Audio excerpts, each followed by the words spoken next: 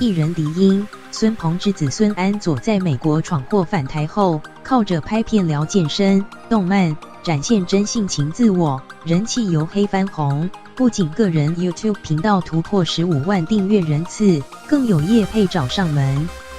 外传孙安佐代言一篇业配酬劳高达20万，比老爸孙鹏主持一集酬劳多了4倍。不过有业界人士出面打脸，认为孙安佐在美有前科，业配价顶多只有3万。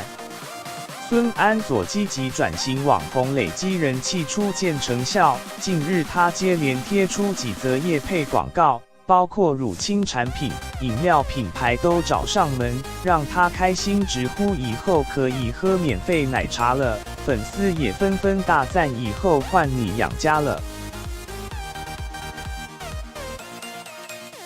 外传孙安佐接一篇业配文价码高达20万，比老爸主持节目还好赚。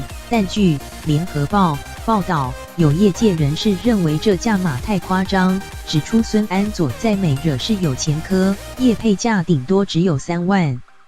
不过也有演艺圈人士认为，业配文其实没有一定的行情，艺人会是个人脸书、IG 粉丝数的多寡定价码，网红则可能比艺人低一点，但一切都看当事人自己怎么谈。